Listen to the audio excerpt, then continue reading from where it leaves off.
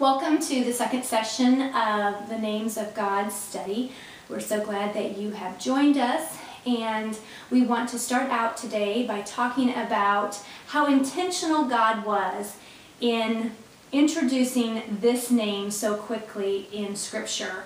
Last week we looked at Elohim, and we saw that in the very first verse of Genesis, God introduced himself as this mighty creator.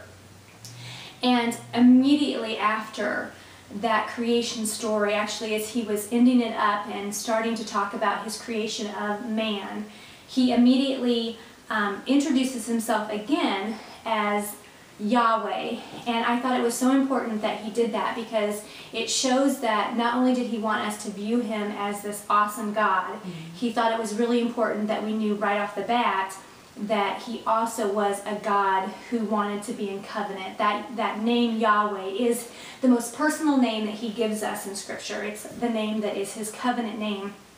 And the relationship that he wants to have with us is really best described as a covenant relationship. And that's a term that most people really aren't familiar with, even in the Christian world.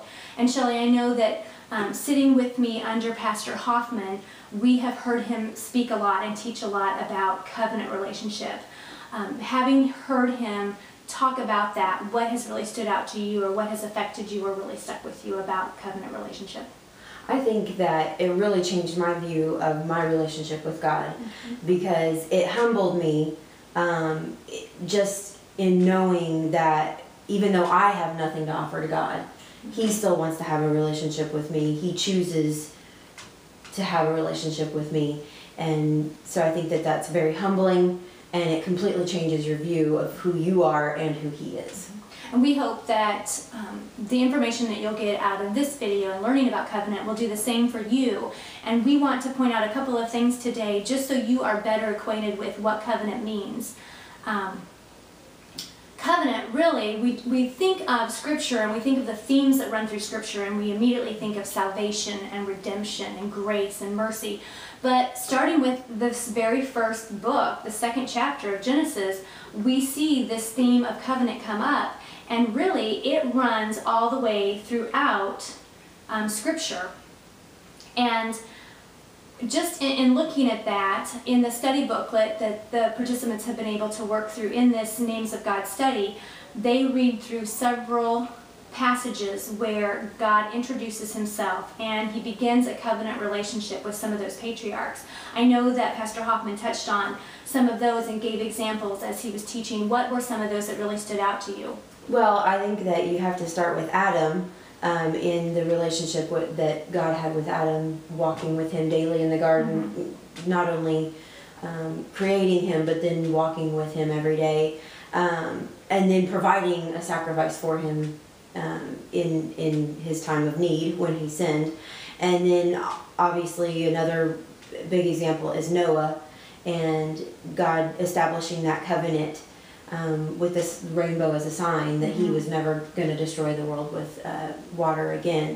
And so I think those are two good examples just to begin with. Absolutely. If people are looking for covenant in the passages when they read through the Bible, it's something that just continues to come up over and over again. But until you know what you're looking for and you know what a covenant is, a lot of times you read right over it and you miss it, and you miss the significance. I mean, how many times have we read through the Bible and looked at the relationships even that God had with people and thought, oh, how lucky they were and how lucky I am because he offers it to me. But until we understood what covenant meant, it really didn't change our outlook on that relationship. So one of the things that I want to do for you that are watching on the other side of that screen today is Chellee and I want to just give you a couple of facts or aspects about the covenant relationship. And this is something that if you want to dig into and really look into Scripture and dig out what covenant means and watch how it weaves its way throughout the whole redemption story, that's a great thing to do. But today we don't have enough time to really dig in, so we're just going to present a couple of things. And the first one that I want to bring to your attention is the fact that most people, when they think about relationships in today's world, the first thing that comes to mind, because what that covenant means is it's like a treaty. It's a determination, a stipulation that two people come together and decide on. And that's what the root word covenant means. And when we think about those sorts of things in today's society, we think more of a contract. Right. Whereas biblically, it was a covenant. And there are definitely differences between the two. And one of those that we learned about as we heard our pastor speak on covenant was the fact that contracts are self-centered, and covenants are the complete opposite of that, because a covenant is other-centered. Right. So as you go about daily business, or you enter into a contract in today's world, what are some of the things that you look for? Well, you look for the ways that it's going to benefit you. Usually it's two parties coming together. They're usually on equal terms, and they have both sides. It's kind of a give and take relationship. With a contract, you usually have an exchange of services or goods, or whatever. But with a covenant, that's not always the case. Right. In a covenant, whoever comes to the table in that covenant, instead of being self-focused, they are automatically other-focused. Right. And so when God comes to the table to sit down and have a relationship with us, He's not worried, like you said earlier, He's not worried about what we can give Him. Right. Because what can we give Right. Him? We can't give Him anything. But He is other-focused, and He comes with the intention of, I will gift. I will give to her. I will redeem her. I will cover her with my blood. I will, extend grace to her every day anew. And He comes completely focused on us and what He can do for us. And I think that's one of the things about covenant that is so eye-opening, that it, like you said, it really humbles you and it makes you think, oh my goodness, how lucky am I? Because not only am I realizing that God's gifted me, but just to know how much He enjoys and desires to and gets pleasure in the fact that He knows that we can't reciprocate in any way. Right. Okay, can you think of, as you were looking at covenant and how it is other-focused rather than center or self-focused, could you think of any examples that you had learned about that really kind of highlighted that for you? I think a perfect example in Scripture is the relationship between Jonathan and David, because they were so close in their relationship, but they didn't really look for how the benefits could benefit them, something that they could get out of the relationship. It was really about the other person. For example, Jonathan very well could have had rights to the throne, being Saul's son, and I don't think in Scripture it mentions him ever even really considering that as an option, because he knew that David was blessed, and so that he knew that he needed to do everything he could to get David in the position that he was supposed to be in as anointed king. And I think that that's very interesting to see two people who really could have been at odds, but they were so close, and they had that relationship where it was completely focused on the other person. And that's very, very amazing to know that even as humans we can do that. And one thing that just popped in my mind right now that made me think, earlier, I think one of the terms that I used that is part of that broader definition that the Hebrew word for covenant entails was a determination. When you look at that relationship that Jonathan and David had, you're absolutely right that those two people under normal circumstances would have been at odds. But we see them come together, and they determined in their hearts to enter into this relationship that we're talking about. It wasn't just something that happened. It wasn't a coincidence. As you look at Scripture and you study that out, they determined and they agreed together. And that is something that can happen for us as individuals, but it's something that has to be determined. We have to decide that even if we could be at odds with that person, I'm going to focus on them and put their needs above my own and do this sort of thing that covenant entails, and it just reworks what a relationship could be. Yes, absolutely. Anything else about covenants that a difference between covenants and contracts that we would want to bring up? I think the next major thing to cover would be that contracts are usually time specific. There's a beginning, there's an end, whereas with a covenant, that's not so. Covenant, it's just, it is, and especially in our relationship with God, it ends at death. Our death, obviously.